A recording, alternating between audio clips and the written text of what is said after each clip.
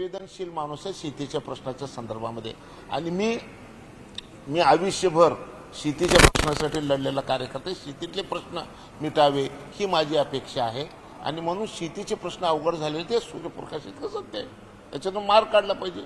आणि आत्ता ज्या पद्धतीनं सरकार विचार करू लागले, माननीय देवेंद्र फडणवीस साहेबांनी बावनकुळे साहेबाला पाठवलं, पंकजाताई बोललेले आहेत, त्याच्यानंतर राठोड साहेब बोललेले आहेत.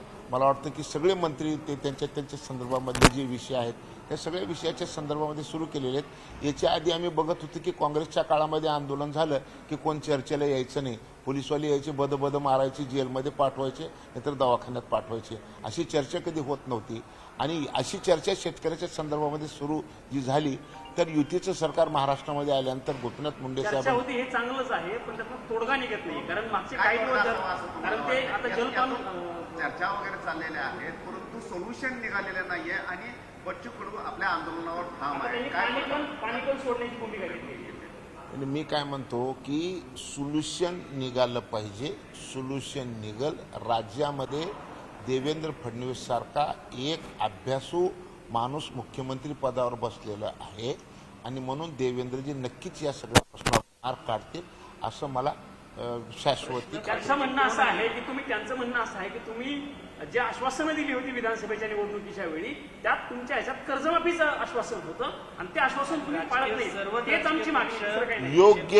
योग्य वेळी कर्जमाफी करूत असंच उत्तर सगळ्याकडून येऊ लागलेलं आहे ना. त्याच्यामध्ये काही अडचण आहेत ना. आज जी अडचण आपल्याकडे आलेली आहे, जे इन्कम टॅक्स भरणारे शेतकरी आहेत किंवा बाकीचे जे लोक आहेत, अशा सगळ्या लोकांना कर्ज माफ करून कसं चालणार आहे?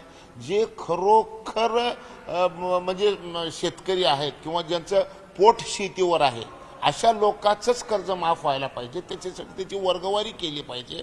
अशा पद्धतीची चर्चा मी ऐकतोय. मी सध्या महाराष्ट्रामध्ये नाही, पण मी जे काही दूरदर्शनवर आणि आपल्या माध्यमातून जे ऐकतोय तर सरकार कर्जमाफी करायला म्हणजे मानसिकदृष्ट्या तयार आहे, परंतु कशा पद्धतीनं केलं पाहिजे त्या संदर्भात चालू ना. मी तर असं आहे, जर वर्गवारी करून कर्जमाफी होत असेल तर त्याला तुमचा सपोर्ट राहील का? कारण तुम्ही तर मागच्या काही वेळापासून तुमच्या बोलण्यातला सूर हा आहे की शेतकऱ्यांना कायमस्वरूपी मदत झाली पाहिजे किंवा कायमस्वरूपी त्यांना शेतीच्या प्रवाहात आणला पाहिजे. ही तुमची भूमिका मागच्या काही वेळापासून दिसते, पण आता तुम्ही म्हणता वर्गवारी नाही. एक मिनिट ऐकून घ्या. कर्ज माफ ही तात्पुरती मल्लमपट्टी आहे.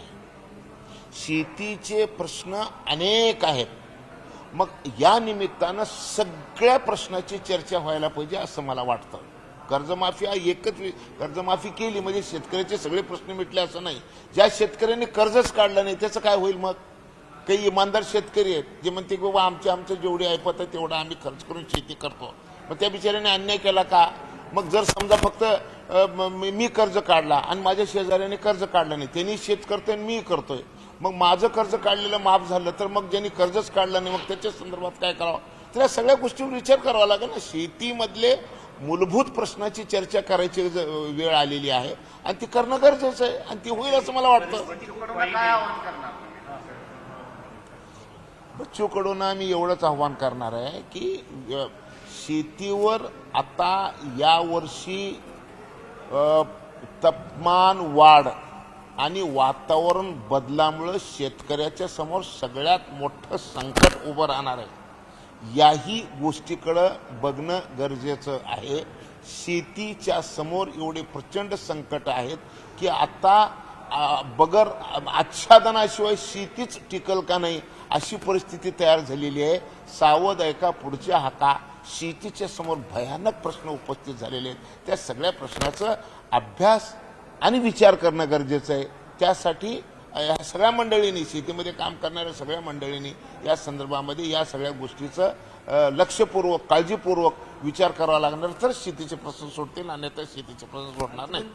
पाय बसरावा असं शाणे लोक म्हणतात. राज्य सरकारकडे पैसा नाही, सोशल जस्टिसच्या विभागाचा पैसा लाडक्या बहिणीसाठी घेतात, शेतकऱ्यांसाठी पैसा आहे की नाही हा सगळ्यात मोठा प्रश्न आहे.